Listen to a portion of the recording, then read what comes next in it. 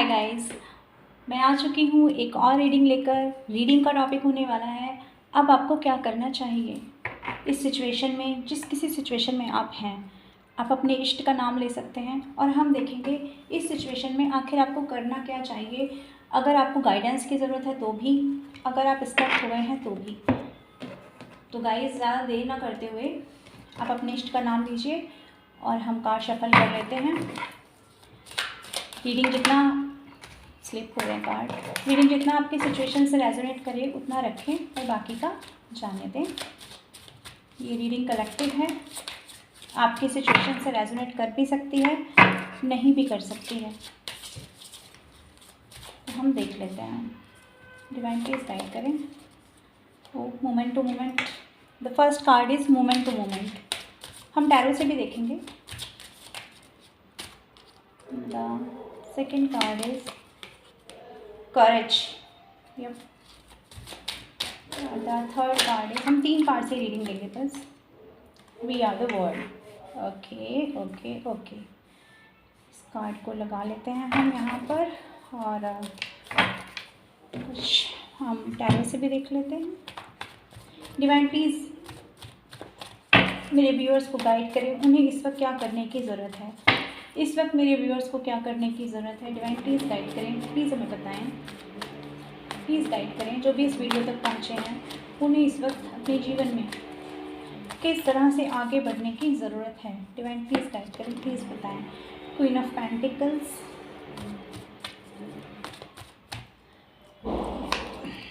The lovers,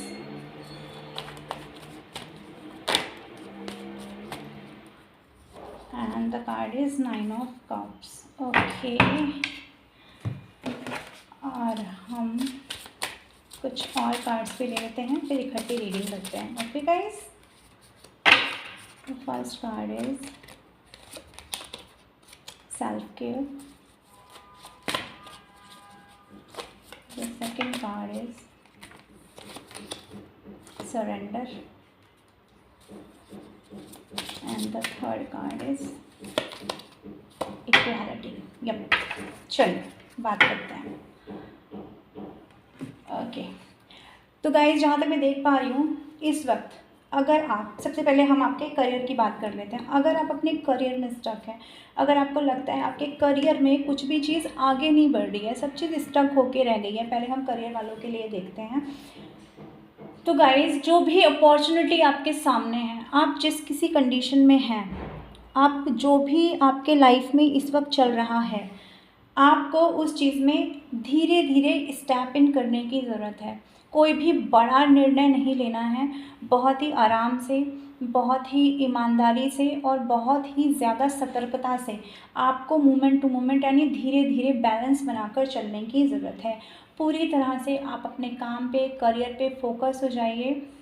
आप emotional soul हैं, आप जिस किसी चीज़ से जुड़ते हैं बहुत इंटेंसिटी से जुड़ जाते हैं, तो आपको वो चीज़ अपने अंदर रखते हुए बाहर आपको सिर्फ अपने करियर पे, अपनी ग्रोथ पे काम करना है। लेकिन अपने करियर पे, अपनी ग्रोथ पे वर्क करते हुए भी आपको इस चीज़ का ध्यान रखना है कि आपके हाथों से किसी का बुरा ना हो जाए, आप कोई बुरा कर्मा क्रिएट ना कर लें।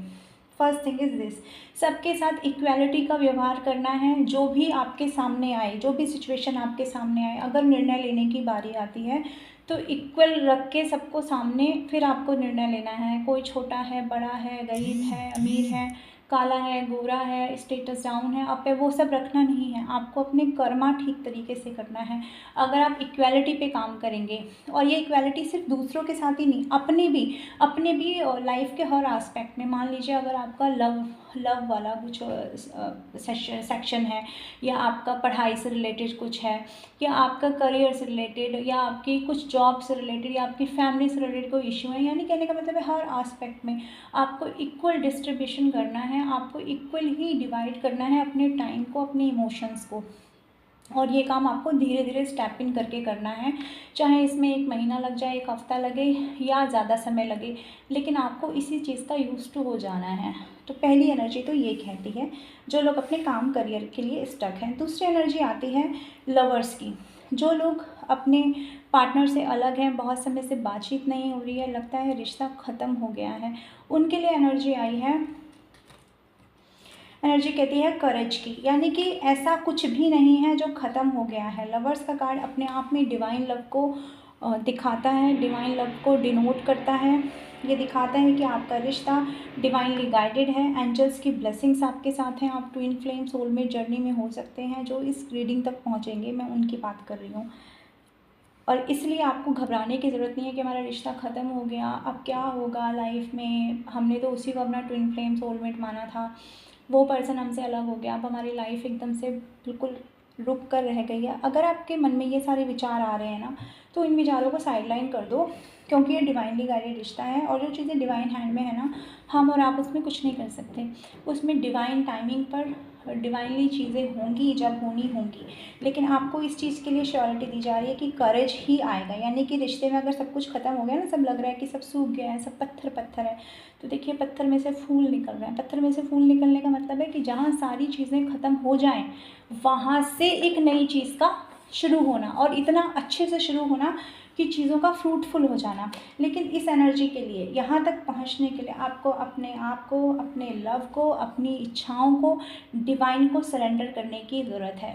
जैसे एक छोटा बच्चा होता है ना, सब चीज़ें जो भी हो रहा है लाइफ में, सब कुछ मानता है कि मेरे पेरेंट्स जो करेंगे मेरे लिए वो बेटर है, क्योंकि वो इस कैपेबल नहीं होता कि वो अपने लिए डिसीज़न ले पाए। तो सेम वैसे ही आपको अपने लाइफ में किसी भी कैपेबल नहीं होना है। कहने का मतलब है कि आपको अपने निर्णय ईश्वर पर छोड़ देने हैं कि मेरे ईश्वर जो करेंगे और जब करेंगे और जैसे करेंगे वो मेरे लिए सबसे बेस्ट होगा।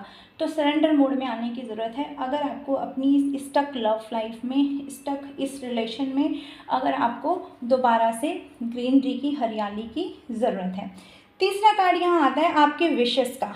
अगर इन दोनों से हटकर आपकी कोई और विशेज़ हैं, भाई लोगों के बहुत सारे विशेज़ होते हैं, किसी को विदेश जाना होता है, किसी की फैमिली से रिलेटेड होते हैं, किसी के हेल्थ इश्यूज़ होते हैं, तो बहुत सारी चीज़ें होती हैं लाइफ में। अगर आपकी कोई और विश है जो इन दोनों चीज़ों से अलग है, ना आपके करियर से रिलेटेड है, ना आपके लव से रिलेटेड है, तो डिवाइन आपसे कहना चाहते हैं कि आपकी वो विश पूरी की जाएगी। लेकिन आपको उसके लिए सिर्फ दूसरों के बारे में नहीं सोचना, आपको सेल्फ केयर पर वर्क करना है, अपने आप को नरिश करना है, ठीक है। अपने आप को एकदम से नरिशमेंट में लाना है, अपने आप को नर्चर करना है, अपने आप को प्रायोरिटाइज़ करना है। अगर आप अपने आप को प्रायोरिटाइज़ करेंगे तो आप देखेंगे कि आपकी वो विश पूरी हो जाएगी, क्योंकि आप अपने आप में संपूर्ण हैं। वी आर द वर्ड का कार्ड दिखाता है कि दुनिया की सारी शक्तियाँ भगवान ने इंसान को दे रखी हैं, लेकिन इंसान उन शक्तियों में टैप इन करना नहीं जानता, उस एनर्जी में टैप इन करना नहीं जानता। अगर आप एक बार उस एनर्जी में टैप इन कर लेंगे तो आप जो भी चाहेंगे ना अपनी लाइफ में वो आप क्रिएट कर पाएंगे। तो इसीलिए अगर आप कुछ भी नया क्रिएट करना चाहते हैं अपनी लाइफ में, आप चाहते हैं कि मेरे लाइफ में कोई चीज़ है जो मैं चाहता हूँ, जो मेरे बचपन का सपना है वो पूरा हो जाए, या कुछ और भी अचीवमेंट आप करना चाहते हैं, तो सबसे पहले आपको अपने आप में संपूर्णता, अपने आप में फुलनेस की एनर्जी में आना होगा कि मैं संपूर्ण हूँ, मेरे अंदर कायनात की सारी शक्तियाँ हैं, मैं जो चाहूँ यूनिवर्स से वो अट्रैक्ट कर सकता हूँ। अब उसके लिए आपको मंत्र चैंटिंग करनी पड़े, डिवाइन पे सरेंडर करना पड़े, अपनी ऑरा को क्लीन करना पड़े, पॉजिटिविटी में रहना पड़े, या फिर नेगेटिविटी से अपने आप को दूर रखना पड़े। आप कैसे अपना ऑरा क्लीन करेंगे, आप क्या हीलिंग लेंगे, वो आपका अपना निर्णय है, लेकिन आपको उस एनर्जी में आना पड़ेगा ताकि आप ब्रह्मांड से, इस यूनिवर्स से वो सारी शक्तियाँ, वो सारी एनर्जी अट्रैक्ट कर पाएँ जो आपको इस वक्त ज़रूरत है, ठीक है। तो और उस चीज़ के लिए जब हम ब्रह्मांड से कोई चीज़ अट्रैक्ट करना चाहते हैं तो सबसे पहले हमें अपनी हेल्थ का, अपने माइंड का, अपनी सोल का, अपने मन का, अपने इनर चाइल्ड का, अपने पास्ट का, इन सारी चीज़ों का केयर करना, इन सारी चीज़ों का क्योर करना आना चाहिए। अगर आप इन सारी चीज़ों का केयर कर लेंगे, क्योर कर लेंगे, तो डेफिनेटली आपकी जो भी विशेज़ हैं वो पूरी हो जाएंगी। तो गाइज़, आई होप आपको इस रीडिंग से कुछ ना कुछ ज़रूरी जानकारी मिली होगी जो आपके किसी न किसी काम आएगी।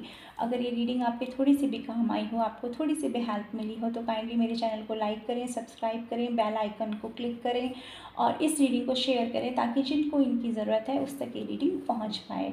तो गाइस, मैं चलती हूँ और आप लोग अपना ध्यान रखिए। Bye bye.